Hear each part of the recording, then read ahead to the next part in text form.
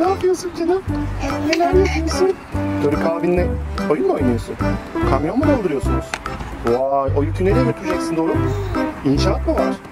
Nereye taşıyacaksın? İnşaat nerede olacak?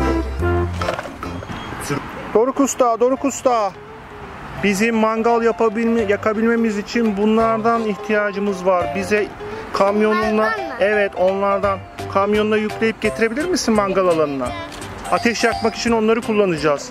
Biraz daha doldur ama. Bizim biraz daha ihtiyacımız vardı. Daha çok doldur. Kamyonun tepesine kadar doldurman lazım. Evet, onlardan çok güzel dolduruyorsun. Az bakalım. Tamam, şimdi kürek kullan. Kürekle kamyonuna doldur.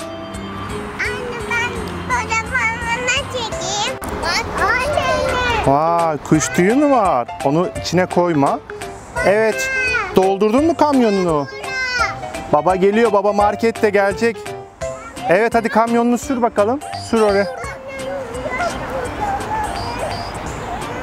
Beloş, babam bu tarafta. Babayı mı arıyorsun? Ne istemiyorsun? Evet, kamyonumuzu sürerek götür bakalım. Aferin benim oğluma. Yollardan çok güzel sürüyorsun. Ayağınla mı sürüyorsun?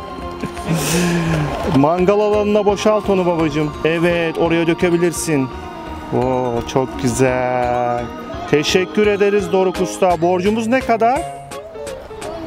15 para mı?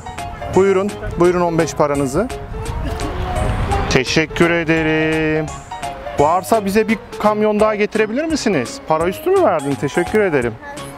Varsa bize bir kamyon daha getirebilir misin?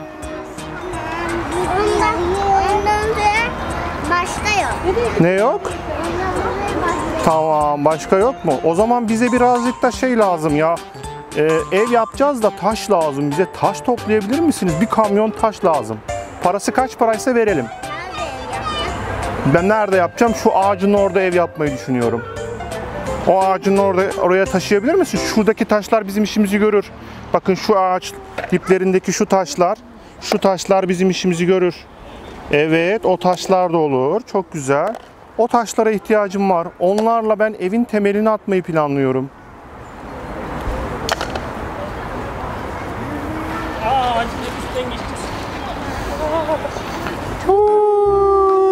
Belinay uçuyor.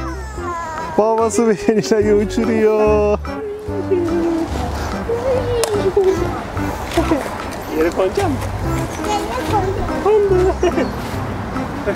Uçacak mı? Sen kanat değil yok kanat. Kanatlarım ben varım. Gel. Beloş bak. Doruk sen de yiyecek misin gel? Taş toplamam. Hadi bakalım, kamyonu doldur usta. Ay, onunla mandal yapabilir. Ne? Bununla mandal yapabilir. Taşla mangal olmaz babacığım. Mustafa koyun. Ne? Ne yok? Gel ha. Sallayın sallayın sizin yemekleriniz onlar. Salla babacığım bak. Gel buraya, yakına salla biraz. Sallayarak ateşi kürle. Çevirelim. Salla bakalım babacığım. Salla. Salla. Yaklaş biraz daha salla. Dokunma ama. Sağa sola salla.